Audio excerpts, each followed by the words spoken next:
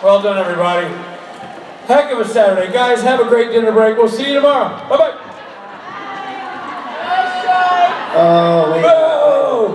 Boo! Yes. Screw you! Rob, stupid Rob. Probably Rob, stupid idea. You stupid Rob, stupid face. I hope you choke on a corn nut. I hope you get corn stuck in your cornhole. Oh my God. It's so nice. I hope you lose in the game cornhole. Speaking of cornholes, Misha Collins.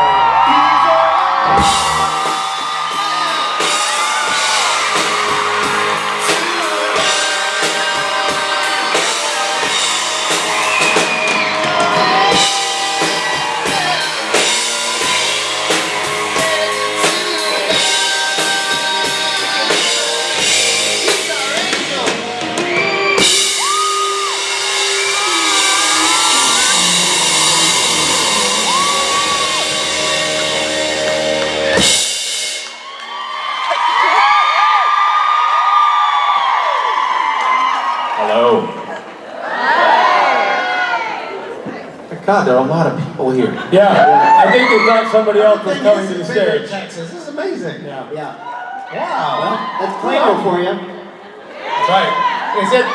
Is it Plano or is it Supernatural that's the draw here? You were here anyway. Plano. And then you decided to... This is the PlanoCon. I'm pretty sure they were sitting in a field and they built a building around them. And they've just been trapped here ever since. Yeah. But every question is, did you bring food and water? Is this the Plano Detention Center? Do you have any provisions for filming? Fletch is here. Yeah. Being of service. Yeah, he's super helpful. Yeah, I can imagine. Rich's son is here, and Rich has this policy in the home, I guess, where one child is allowed to come to a convention at a time, and they all look forward to it. And I was like, why do you look forward to this so much? And he was in the process of getting a plastic wiffle ball bat so he could go beat Christian with the bat. Yeah.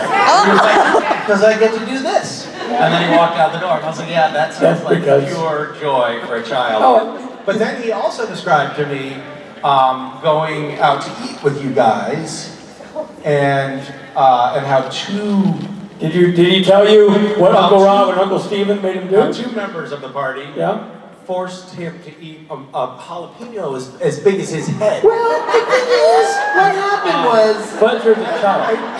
That just made me reflect on on child abuse in general, but also whether or not I should be allowed to spend time with your children. I thought he was going to take a nibble, and he's like, should I? And Steve and I were like, yeah, do it. We're like, I don't think so, Fletch. We're like, come on, buddy, let him live a little. And Fletch's like, okay, and took a bite, put the whole pepper in his mouth. And we're like, no. And he's like, and we're like, no, spit it out. He's like, he swallowed it, and it was rough going. It was rough going. Oh man, we gave him some sugar, because mostly that helps. We gave him a big glass of milk. Yeah, but here's the thing, he ended up with a fistful of sugar and then 2 scoops of ice cream. I have a hunch he's gonna lean on this pepper eating thing. He's gonna buy a bag. Hey Dad! Off to the ice cream store. Yeah. Nevertheless, me and Steve were reported to security. Well, I mean, it's one thing if you're Stephen Norton. Stephen doesn't have children. He doesn't know what he's doing. Rob Benedict, however, father of 2. in fairness, Rob doesn't have children that like him, so. Well, that was a reaction. I didn't say it. I went too far. You hit the eyeball. No, he's fine. You know why you're looking at him? Because he can have you fired. You're looking at me, who has no control over anything.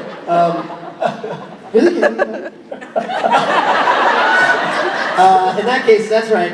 No, you see my children. They turn out remarkably well, considering. Yeah. Oh, they're great. I've never been forced to eat a pepper either. We were never in that scenario. Yeah, right. Ladies and gentlemen, Misha Collins.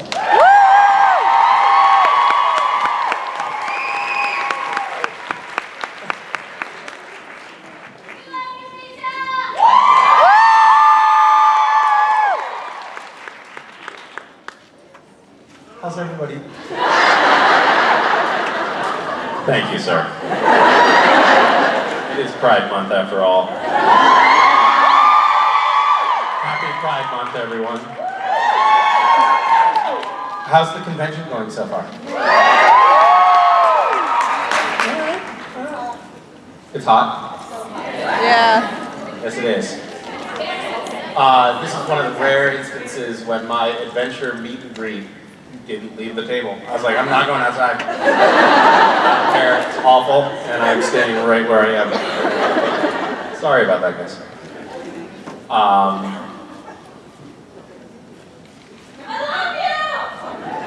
God, you guys are filling the awkward silences nicely.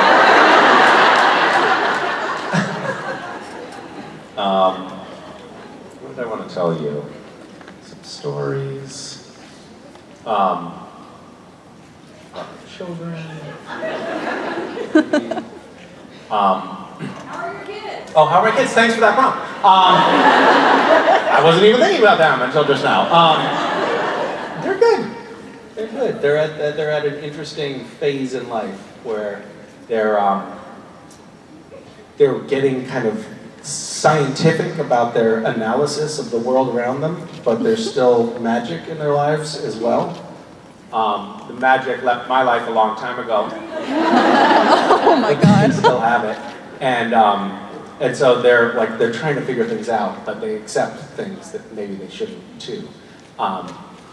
Like West asked me recently. He's like, "Dad, how big is an atom compared to an electron?" And I explained it to him because I know exactly how big it is. It's like, it's about that big, or that big. And then he immediately followed it up with, "Who gave me that bike for Christmas?" And I said, "Santa?" And he said, "Oh yeah? Huh. Because I brought it inside and it does not fit down the chimney."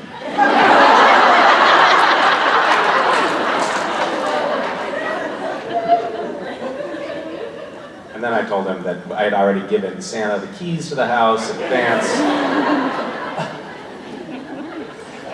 Convoluted lies to keep it going. Yeah. Okay, good. Does anyone have any questions that you want to ask me? Oh no, in the wings?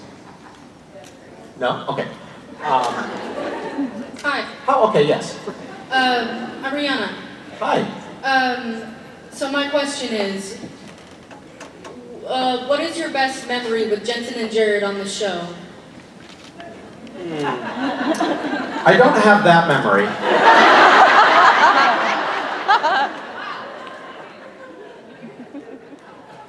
I don't know. We haven't had any pleasant experiences, but but there are memories that stand out, if that's what you're asking.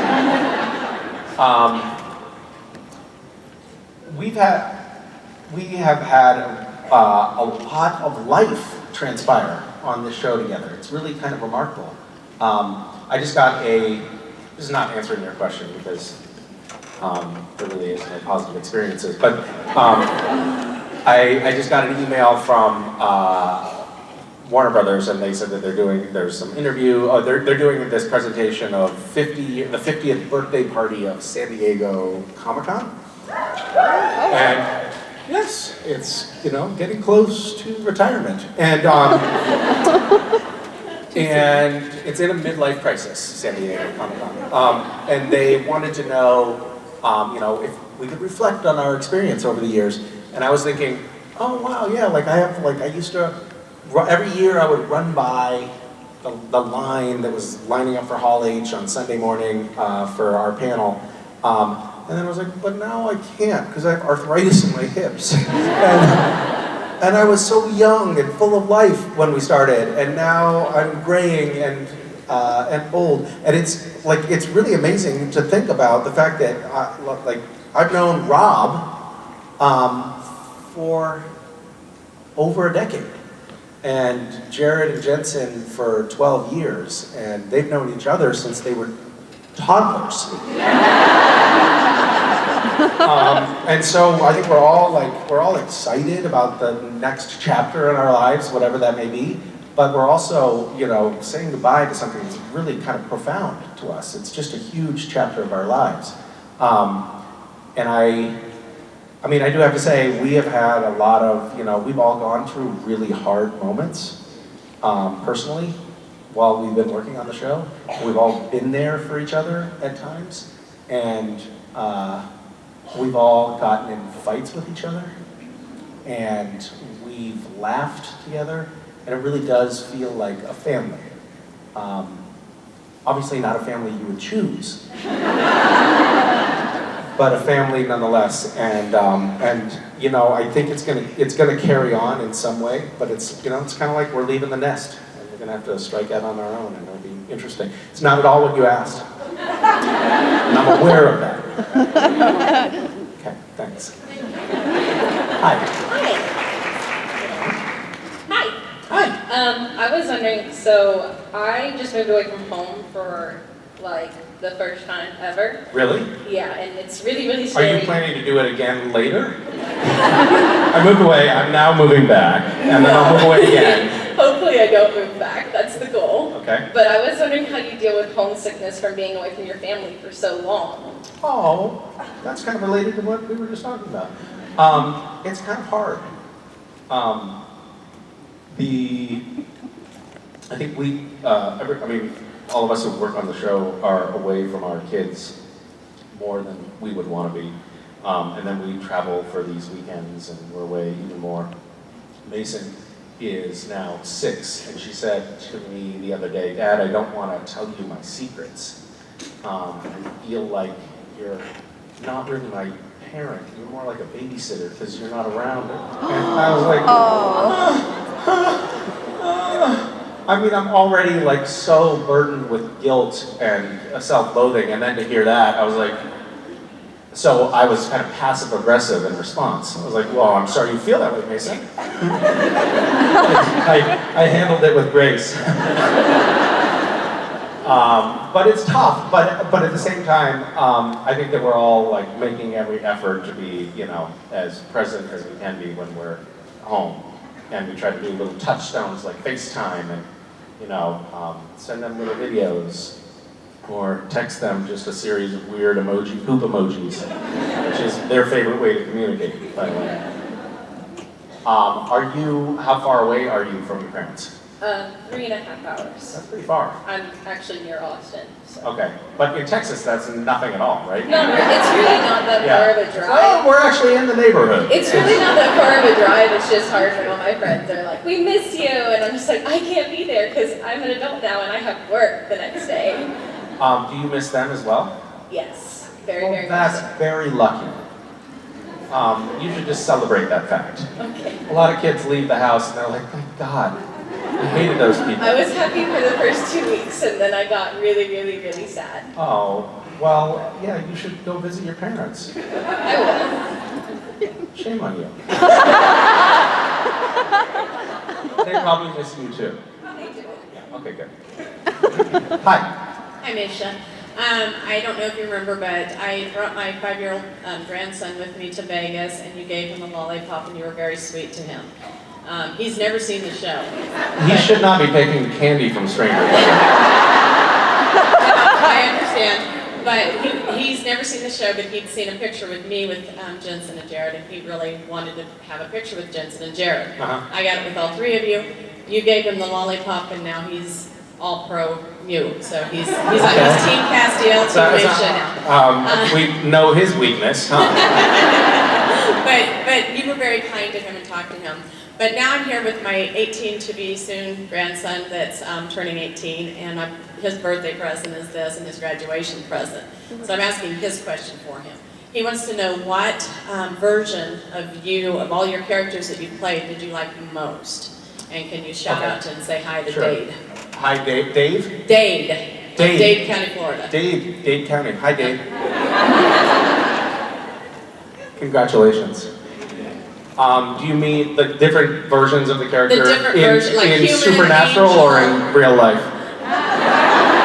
Either. Okay. But he specifically like human, angel, the Lucifer, demon, whatever. I guess in broad brush strokes. I like having been able to play so many different characters on the show, because it feels like it's not getting boring and there's always something new to do.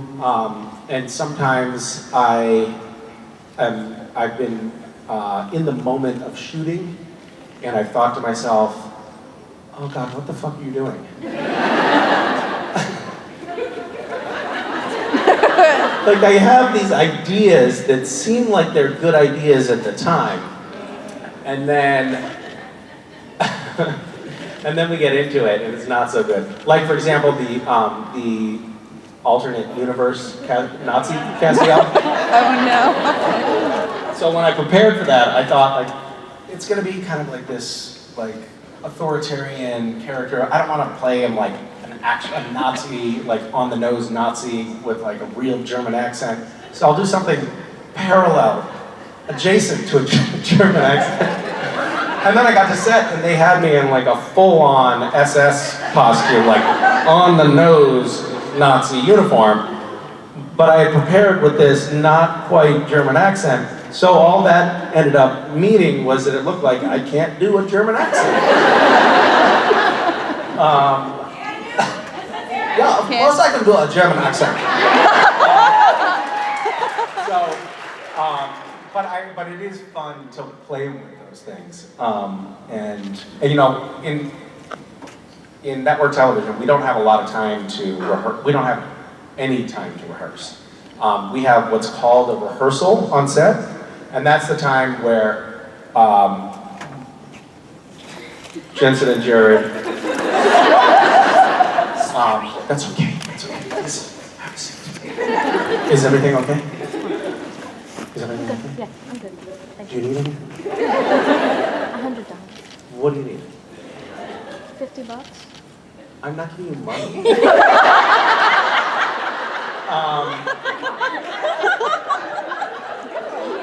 I know. You were quick though. You're like, oh, well, if you're asking, I will take $50.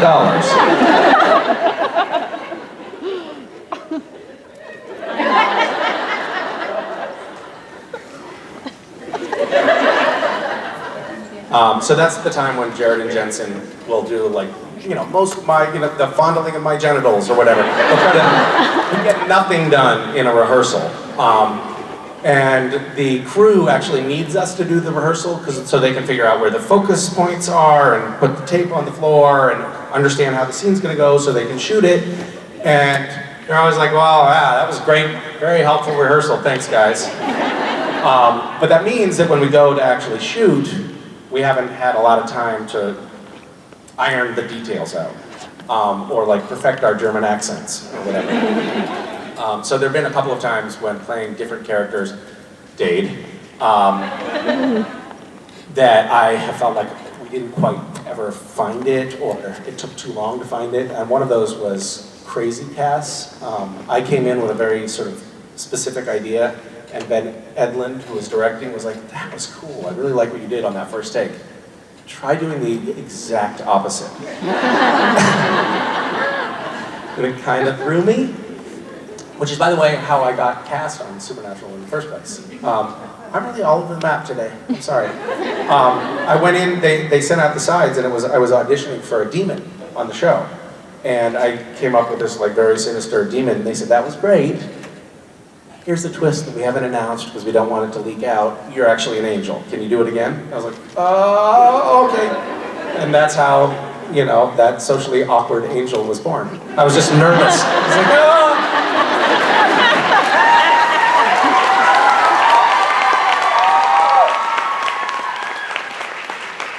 But I enjoyed playing Dade. I enjoyed playing Lucifer the most, and I think that probably was because Mark Pellegrino gave me a really great template to work from, and also I got to do it for kind of a long stretch. I think I had maybe 9 episodes or something where I was Lucifer, so I got to really play with it and be weird and get into it for a little bit, and that was fun. And I got to make out with Ruth a little bit, which was awesome. Well, thank you very much. And would you mind saying hi to James Ryan too, so he's got a hi from you? No, I'm not going to say hi to James. Dave and I have a connection, but James, I feel like I don't know him. He's not even here. He's not here. He was in Vegas and saw you. Well, if he were here, Remember, he was wait, on is this the child with the lollipop? Yes. Yeah, I love him. Yes. Great guy. James. I thought I was thinking about the other James. I love you, James. Thank you. I did all that work building that relationship with him and then flushed it down the toilet. Hi. So actually today I am answering for one of my friends because English isn't her first language. Okay. So the question is, what was your first impression of J2?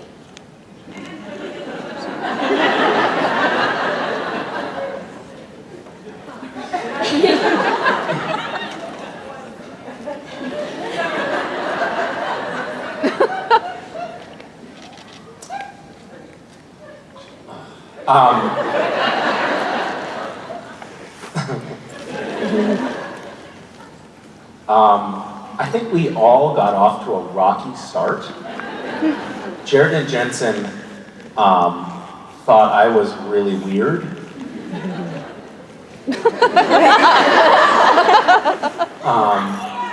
And I hadn't really watched the show, so I didn't really know what I was getting into or how I was supposed to be acting.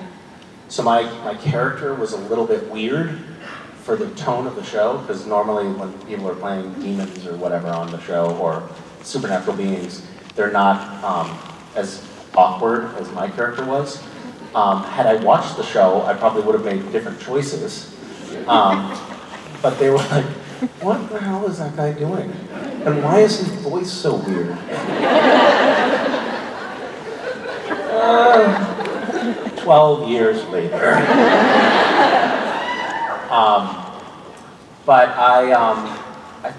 Jensen was actually very accessible and seemed really nice at first.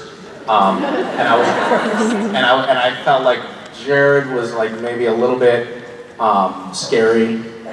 Because I do remember the first time I shot with him, he was he was quite young at the time and had a lot of energy and had a tendency to come onto set and just rip parts of the set apart, throw them across the room, like you would imagine a young puppy with a chew toy. That's how Jared was with the set. And he was big. I think at the time he weighed about 400 pounds. You look like the Incredible Hulk after he turns green, you know? And so I was like, I'm not sure about that guy. And then over time I realized that Jared is actually the nice one and Jensen's a horrible human being. And so there was an evolution, obviously, to the relationship. Thanks. Hi, I'm Jessica. Hi, Jessica. Looking back on the last few episodes of season 14, do you think it was right or fair of Dean to be upset with Cass? No, all I did was get his mother killed. Like, I'm sorry, it's a human mother. What happens? Yeah, but still, I could have done something to stop it. And how was that stare down with Jensen after Jack threw up the bunker? What stare down are you talking about? You had a stare down with Cass and Dean. We had a stare down? After Jack blew up the bunker. Are you drooling? When he was in the box. And how was that stare down? It was good. It was fine. I won the staring contest. Is that what you're asking? Okay.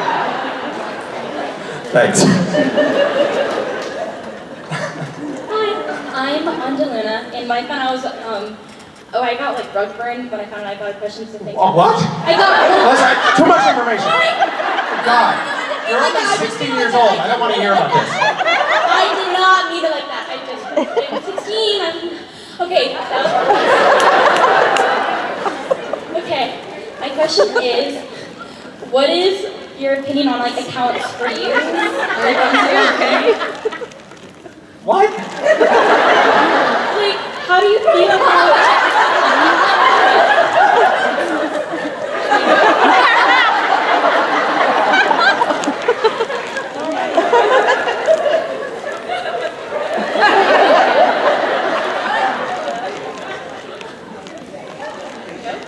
You okay? Okay. What is your opinion on fan accounts for you? Like accounts made to like. No. Not accounts that pretend to be like you, but like stans. Like, oh my god, I stan Misha Collins.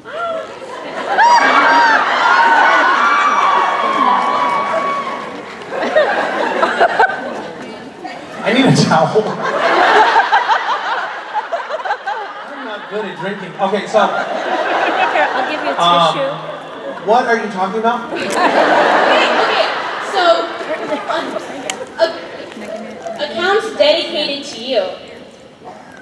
Like, social media, like Twitter. Twitter's dedicated to me? Yes! I did not realize that. I have one, and everyone probably in here has one, if they don't talk about it or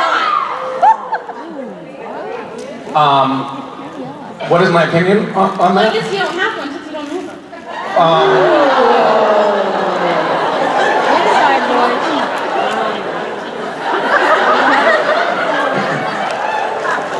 Well, you know what? I will say this. I don't like them because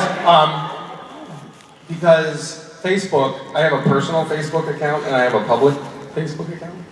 And the personal Facebook account is good for talking to people that you don't remember from kindergarten. And the other one is good for talking to everybody else. And Facebook is doing these massive purgings of accounts that aren't legit. And they keep deleting my personal account because they think I'm impersonating me. And it's a great frustration. And I have to keep saying, no, it is me. And they're like, no, it's not. You don't really still talk to people from kindergarten. No grown-up does that. Okay. Do you have more questions? Are you satisfied? Do you want another one? I mean, what's your opinion on these kind of accounts? Well, I have one. You have one? Yeah, I like it. You like your account? Yeah? What is your account? Which one? In Instagram or Twitter?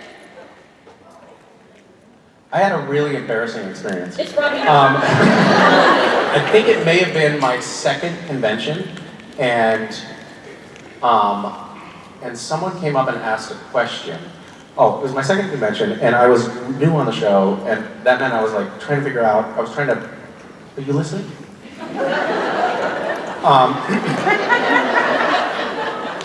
And I was trying to figure out, because I had a sense that like if the fandom liked my character, I might have some longevity on the show. So I would go online after an episode aired and I'd look to see what people were saying. And very quickly found myself into a rabbit hole on a website called LiveJournal. And this is where I was like, oh, what is that? What is happening here? What's going on?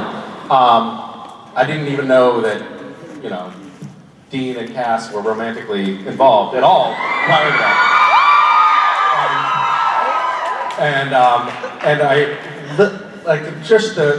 The coincidence of this was really bizarre, but I think I really have, I started reading this fanfic, and I was like,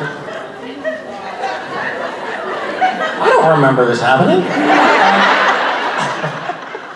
And then I was like, oh my God. And then I remember for some reason that the name of the person who was writing that popped out in my head. And then I went to I think it was my second convention, and someone got up to a microphone and asked a question. They said their name and their last name for some reason, and I was like, oh, are you on LiveJournal? And then she just changed color completely. And I was like, oh, no, I'm sorry. It's like I was reading her porn journal about me. And it was so uncomfortable.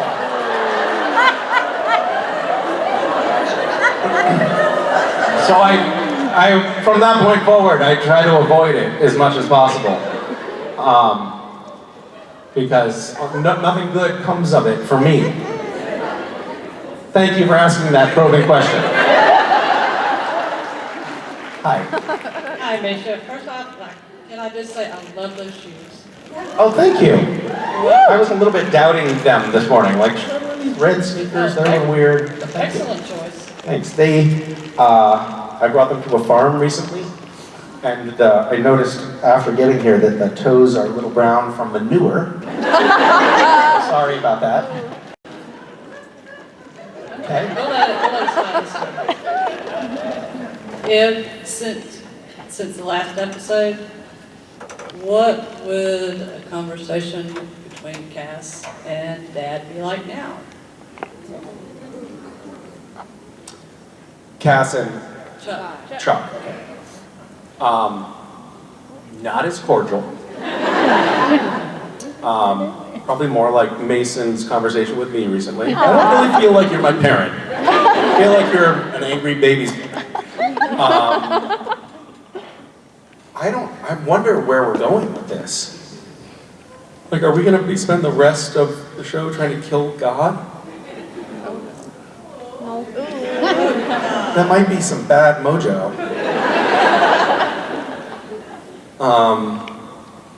Yeah, we better tread carefully here.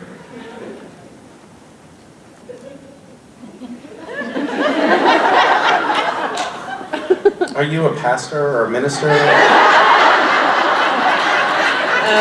Not hard. Not hardly? Okay. Are there any, is there anyone of the cloth here? Yes? You raised your hand and then you're like, no, God, no. Opposite. Yes? Yes. Are we going to hell?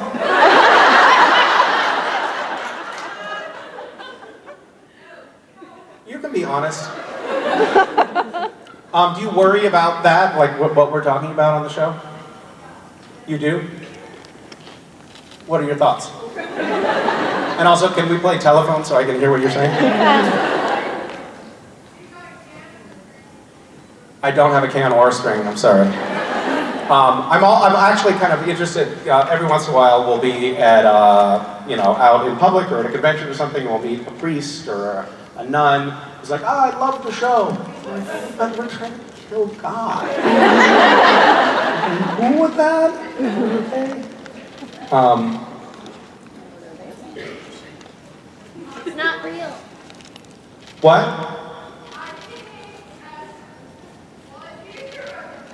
I like you screaming it though, it's kind of fun. Wait, what is your role in a church? Clergy person. Okay.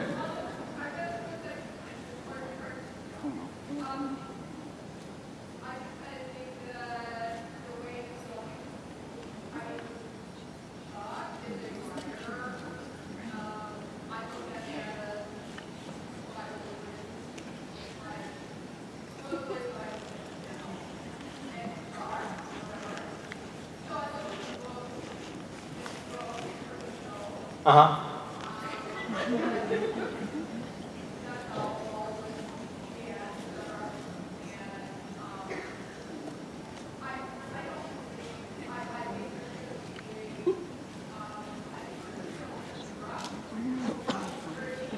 What'd she say?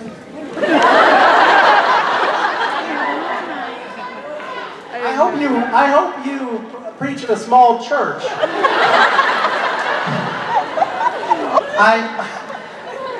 Wait, so are you saying like the books are like religious texts, like the Bible? Prophecy, I guess they're prophecies. Okay, but not going to hell.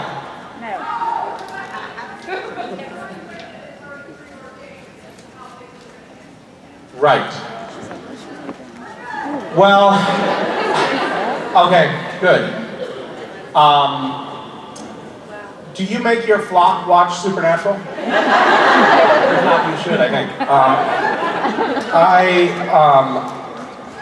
I think that it's sort of an interesting monkey wrench to throw into the works of the show as we approach the final season after 14 years to say, you guys have not had free will all along, that I've been writing a script for you, and everything that you thought you were doing was actually just, you were just puppets in my play.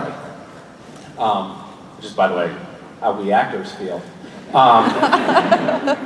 But it offers the interesting opportunity for us to finally try to break free of that and somehow write our own version of the story. I mean, if we're cognizant of the fact that God has been scripting this experience for us, then maybe we can make real choices on our own, which is kind of an exciting prospect, and we'll see how it goes.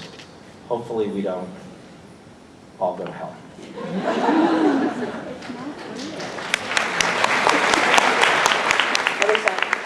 I didn't really answer your question. Sorry. Hi. Hello. So what are you going to do after next year? Are you going to continue to act, or are you going to try to go from a babysitter role back to a dad?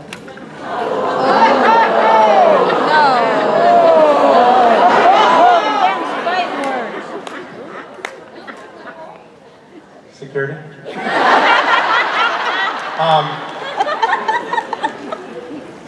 I am excited about the prospect of taking some time off from acting, or really dialing it back. It's been just a long time on the show, and a lot of different things have come up during that window, and I think I was operating from a standpoint of like, oh, well, I better, do as much as I can right now while this is still happening. And then I piled a bunch of stuff on in my life, including kids. And then that thing has been haunting me. And then I, at some point, was like, okay, well, this isn't about to end. It's going on for a long time, and it's sort of, I've been doing too much and having too little time. So I'm actually this year trying to do a lot less, and then next year maybe do a sabbatical, which sounds really great to me. It sounds professorial for starters, which is exciting. You deserve it!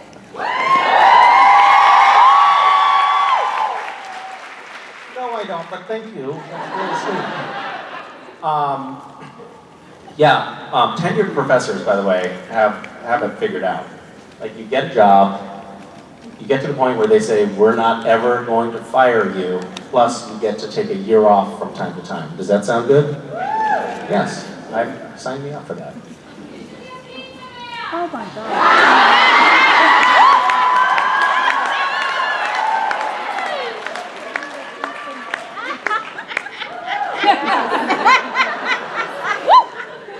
I was talking about higher education. Shame on you. Funny story, I was a pizza man. When I was in college, I had several jobs, and one of them was I was a pizza delivery boy for the Florian Cafe. And I would deliver pizzas all around Hyde Park in my Toyota Corolla station wagon, 1979, blue with wood paneling. And it had an emergency brake that you could pull up. And in the winter, the roads were always snowy and icy, so I could do 180-degree parallel parking by spinning into the curb. So I felt so badass as a pizza delivery man. Yep. And all of the waitresses in the cafe gave me as many free desserts as I wanted because they were flirting with me. And I ate them all. And I gained 30 pounds. And that's all true. Hi. Hi, my name is Riss. What's your name? Riss. Riss, hi. So with how amazing the show is and everything, I know things can tend to get really stressful and overwhelming when you guys are filming. So what do you do to help calm yourself down when things tend to get really hard for you?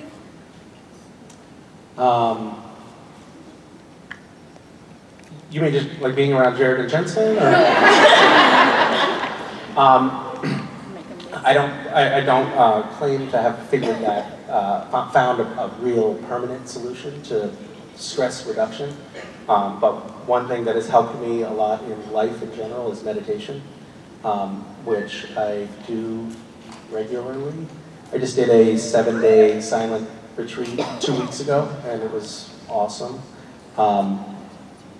Not great conversation, that's probably been the single most helpful thing for me in my life. And it definitely helps me deal with Jared and Jensen. Yeah. Okay. Hi. Hi, Misha. First of all, I love your shoes. Thank you. You're welcome. And my question for you is, the show has brought about, or has opened avenues for you to use your fame for good, you know, like with random acts and just stuff like that. My question is, after the show ends, you know, as you progress with your life, what's the one lasting legacy that you would really like to leave behind? Well,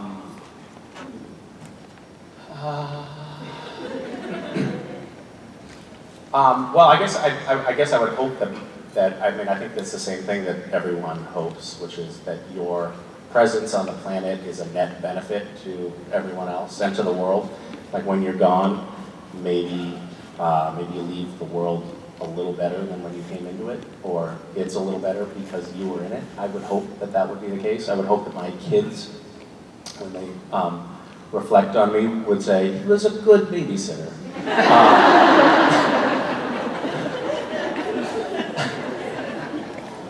As far as babysitters go, he was a good one. Yeah. Thanks. What about you? What do you want to leave behind? What's your legacy? I'm a high school teacher. Awesome. So I teach philosophy and history, so, I mean, my biggest thing is, don't even like, you know, just making sure that my kids are ready for the world, and ready for anything that, you know, that they may face. And they won't be. They'll face things that they're not ready for, but that you can make them as prepared as they could be. Right. That's a very noble profession, and one that I think our society doesn't value nearly enough. So thank you for your work.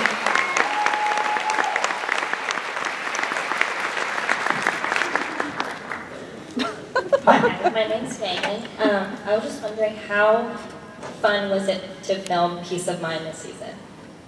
It was...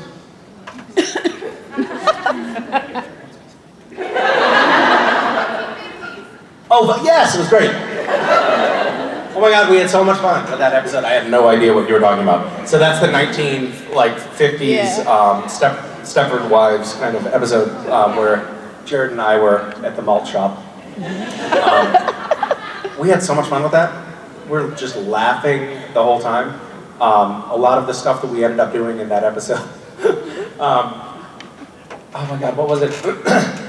I'm forgetting the actress's name, but the woman who ran the inn that, the bed and breakfast that we stayed, that Sam and Cass stayed in. We did this, the first scene that we had together, she was talking about morality, and she looked me up and down like, not like you. And for some reason, like her knee-jerk response to my character was her character did not like me or did not trust me, and she just kept on giving me these dirty looks, and it was hilarious. We had a lot of those little moments.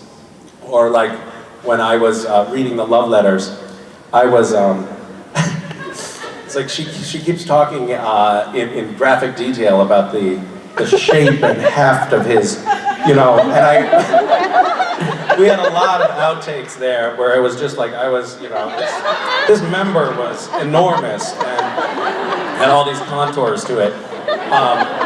And then there's a point when we're in the malt shop toward the end of the episode where Sam tackles Cass to the floor, and I was like, well, that's a bad idea. That's just stupid writing. That's not going to go well at all. And he tackles me to the ground, and then proceeded to, we had a 20-minute take Oh my God. where he's on top of me and pinning me down and saying, yeah, you like it, you sexy bitch, and things like that. And I'm slapping his face.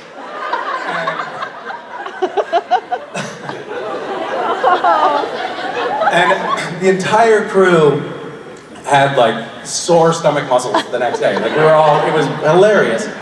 And Phil Segrisha was directing, and he said, oh my God, I'm gonna cut that into the funniest shaving people, punching things, outtakes. It's gonna be hilarious. And then he, the next time I saw him, I was like, so where's that thing? It's gonna be hilarious, what's the deal? He's like, yeah, I decided not to print it. So when the director says don't print a take, it means that it never goes to the editor and it never gets out in the world at all.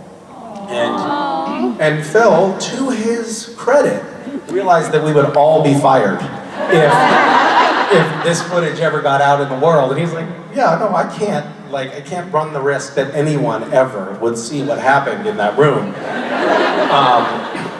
So I'm really grateful to him for that. I mean, it was bad. Yeah, it was bad. Actually, I think everybody was a little bit worried that Jared was pregnant after that.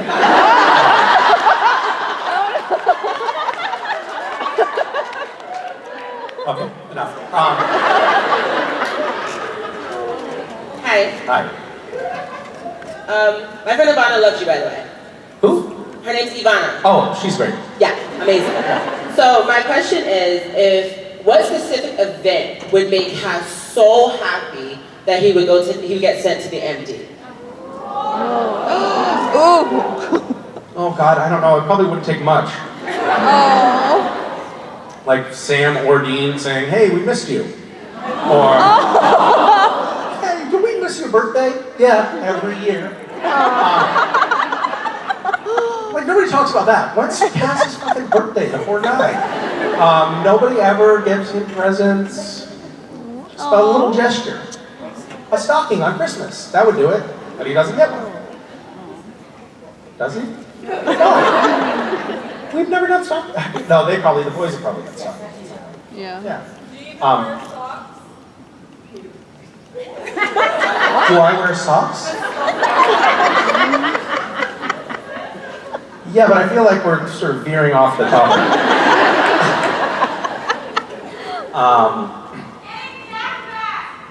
Getting Jack back, actually that could be a risky move. Yeah, that could make him happy momentarily. It's a very real double-edged sword that he's faced with. Like, he's trying to do things that ostensibly would make him happy because he would be doing what he wants, you know, what he thinks is good in the world. But if he achieves them, then he dies. A really terrible situation. Why are you laughing? She's like, I hate that Angel.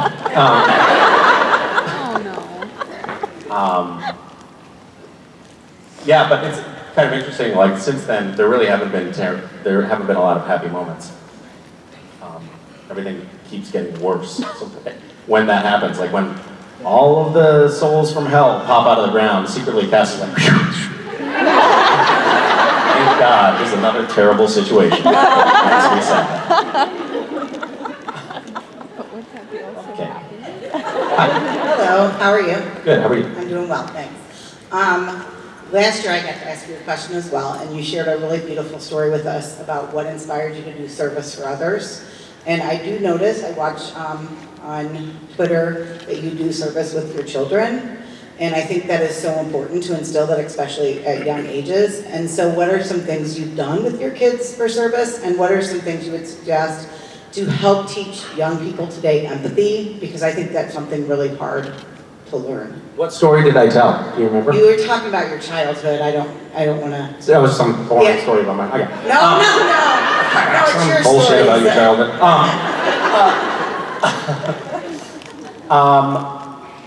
I had a very proud dad moment last year. It was God, was it last year? I don't know, it was in the past.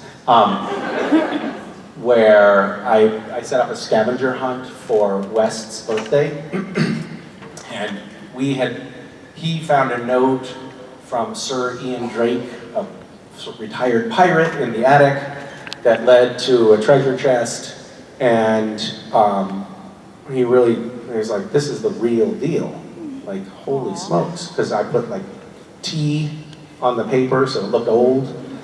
And then unfortunately that made them think that there were pirates still living in the house. And it led them to sleeping in our bed for an extra year.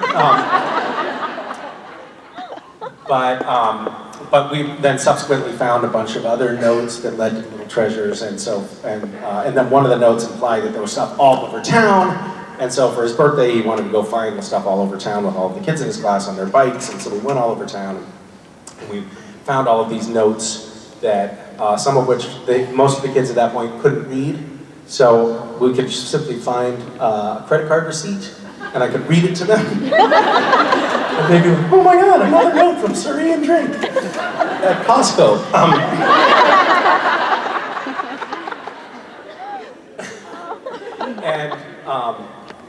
And so we got to the end, we found the treasure, and it was this box of treasure, and it had these huge diamonds, also from Costco, but and made of plastic, and some, real gold doubloons that were probably worth, and the kids were like, how much do you think all this is worth?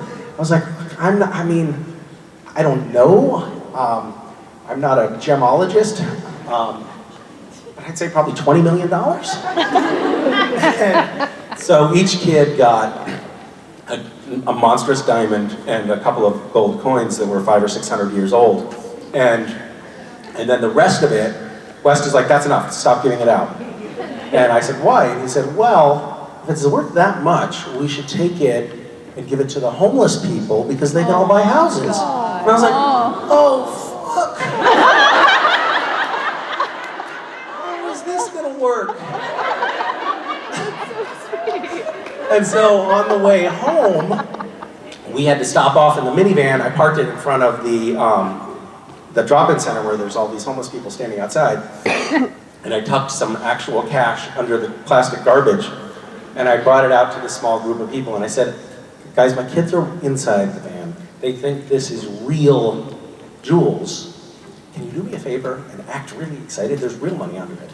And they were so awesome. They were like, they acted so excited for the kids.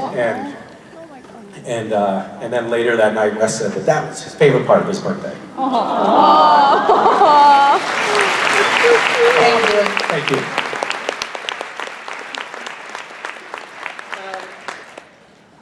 So I'm here with two of my kids, and my kids are getting older now, and I know it's not going to be long before they've moved out. And are you trying to guilt trip them right now? No. I know you don't love me anymore. But I'm busy trying to make memories with them so that when they do move out, they've got a lot of happy memories from the time that when they move out for the first time, they'll probably move out and then move back in and then move out again.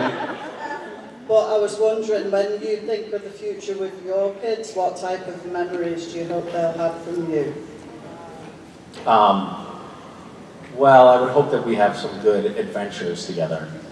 I think that's one of the things about working too much. I haven't been able to go on enough adventures with the kids, and I'd like to do that, and I'd like to do it soon, while they're still under my authority. Yeah, I mean, my fondest memories of my fondest memories of my childhood with my mother were those things, like the adventures, She took us, when I was 5, my brother was 3, she took us hitchhiking across the country. It was awesome. Dangerous, but kind of cool. And I'd like to do things like, not that per se, but I'd like to have some adventures. Yeah, what are you doing with them? Going to conventions? Going to conventions, we've done concerts, some that I choose, some that they choose. We've run half marathons together. No way. We've been on New Kids on the Block cruises. I assume that's what you chose. Yes. But now my daughter chooses to go to Your accent, what part of Texas are you from? Liverpool, England. Well, I think that's a noble goal. I hope that your kids are treasuring these memories. Me too. Oh! That and I love you. The guilt tripping worked. Well played. Thank you. Yeah. Hi. Hi, my name's Loretta. I have a very simple question because everyone else had such deep, inspiring questions. I came with like. I look forward to the reprieve. So, what is your favorite candy? I'd like to bring you candy. This food is good. My favorite candy? Yes. What is your favorite candy? Oh.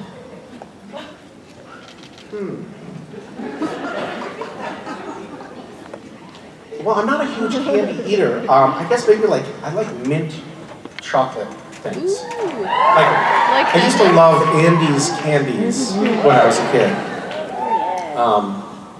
Yeah. That just gave me a memory. My wife's grandmother was a hoarder, and whenever we would go out to a restaurant, you know, when they have a bowl of mints, she would distract the hostess and dump the entire thing into her purse. You do that too? My grandma does it too. My grandma and grandpa, they like conspire and they're like, grab the mints! Yeah, she was funny. We went on a drive in the wintertime along the New Jersey Turnpike, which has all of the Garden State Parkway, which has all of these. It's like every 2 miles you have to stop and throw change into the toll booth. But in the wintertime, people miss and it gets stuck in the snow. And I happen to be fairly frugal, and so I would always just dig through the snow to get my change to put it in the thing. And we were driving up, and it was she was in the car, Vicky's dad was in the car, Vicky's sister, their dog. I was driving, and I said, you know, Nana Kay, when we come up to the toll booth, there's change in the snow. Always, there's always change in the snow. And she was in her late 80s at the time, and we couldn't get her back in the car. She was going from toll booth to toll booth, taking through the snow.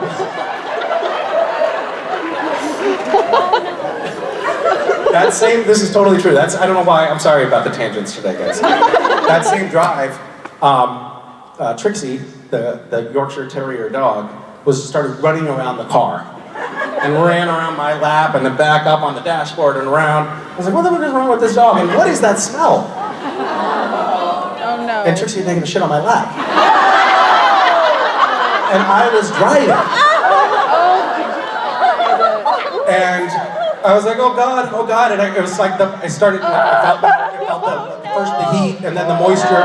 And God! And we were on the highway and I had to get off the highway soon, so we pulled off the first exit we could and then into this residential neighborhood. And I jumped out of the car and shook my pants off, and Trixie jumped out of the car and ran up the steps to this Victorian home and into the open door into the house. Oh no. And Vicky's dad, who is this elderly Austrian guy with a thick accent, goes, Trixie! And starts chasing Trixie into the house. And he just ran into the house yelling, Trixie.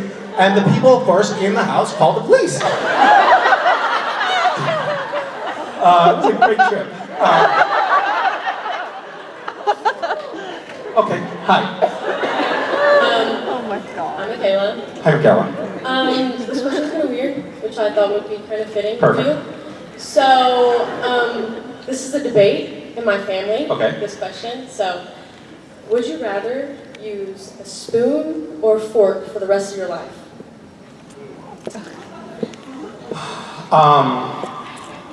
This is a really deep question.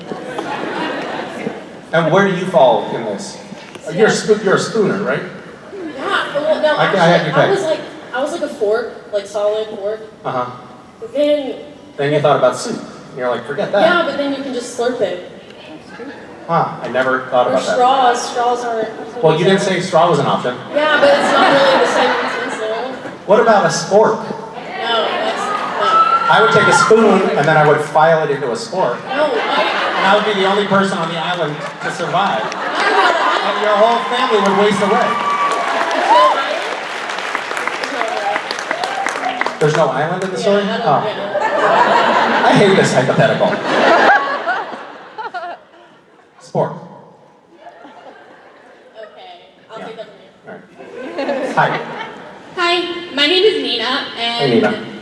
my question is, well, I really love the story that you told about I Wish for This, and it really helped me like stay grounded in the moment when I'm having trouble, and I was just wondering what helps you sort of stay grounded and grateful? Thank you, that's lovely to hear. I actually do think of that story from time to time when I'm able to remember it. When I'm not too angry at my children.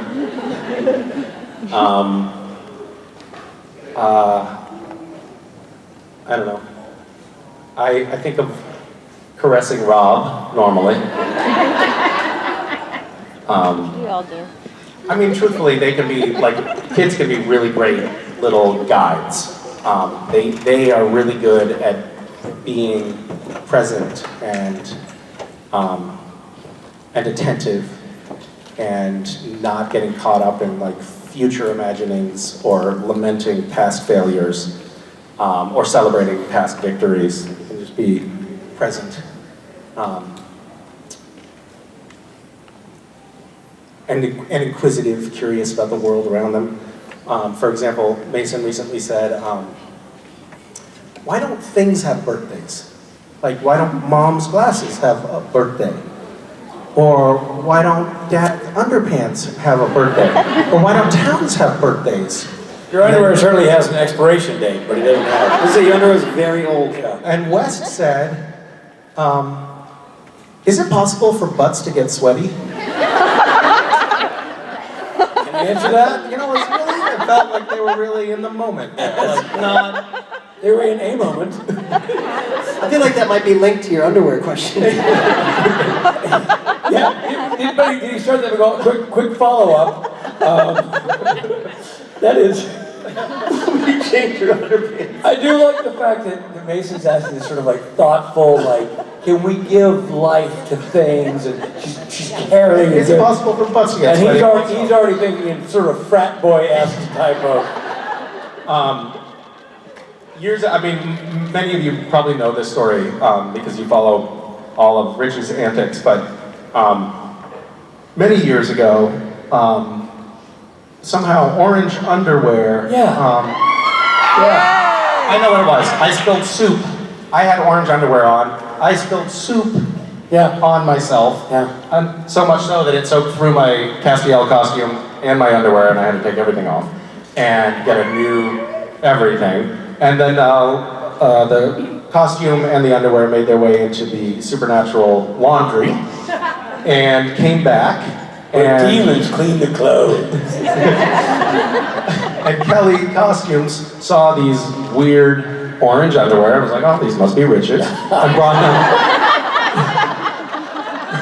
brought them and gave them back to Rich. Yeah. And then Rich was like, these are not my underwear. You went on, you kind of had off. Well, because the guy I was working with, one of the guys who'd been working for a day as an actor, goes, hey, I left you a present in your trailer. Yeah. And I was like, oh, when I got to the trailer, I found the guy had left me orange bikini briefs. I was like, that's not what I was thinking. What the? And it was later, and I was like, that's crazy. And I go around to ask everybody, I'm like, who did this? Is this some good weird joke? Is this the famous Jared Denton prank everybody's talking about? I have underwear? And they're like, yeah, no, we didn't do that. That's a creepy prank. And I didn't figure out, you were slow to raise your hand too, because you were not proud of that underwear. And did I remember specifically, you finally, because eventually it came to an AD came like, oh hey, that guy left you this 6-pack of beer. I'm like, well that makes more sense. That's the gift I can deal with. You thought the gift was the underwear. The underwear. Yeah. And so I was kind of side-eyeing that guy for the rest of the night going, oh, it's an odd gift. You didn't leap forward to say it was yours. Finally, you said, yeah, it's mine. I'm like, wow. Why do you have like a sort of a pumpkin-y sort of, why that color? And your response was, fan gift. They had been given to you. A fan gave me orange underwear. Yeah. I don't remember why. And I thought, that's free. And wore them. Yeah. And then you, I think, subsequently had fans mail me orange underwear, or somehow or the word got out. Yeah, word got out. In the AD trailer, for years after that, those underwear were pinned up on the Because I turned them in. I assumed they were going immediately to the feds. I didn't know where they. But when we found out it was yours, we put them on the production court board, and we wrote on them, "This underwear smells like Cass," with ass and capitalized. I was reflecting this morning as I was getting dressed. I have not worn non-orange underwear since. Because you were gifted. Because I was gifted so many, and then it became like a good luck thing, and now it's like, I don't wear orange underwear. In fact, very often when I'm on Amazon, it auto-populates with orange underwear. That's right. And I do remember you went through a phase where fans were giving you in bulk orange underwear because of that story. Yeah. It's just so, you know what? You're welcome. Thank you. Thank you. I get popcorn, you get orange underwear. You are good. Rob had corn nuts down his pants, and you got orange underwear. Jared Jensen gets scotch from 1935. Tomato. Ladies and gentlemen, your favorite orange underwearing celebrity.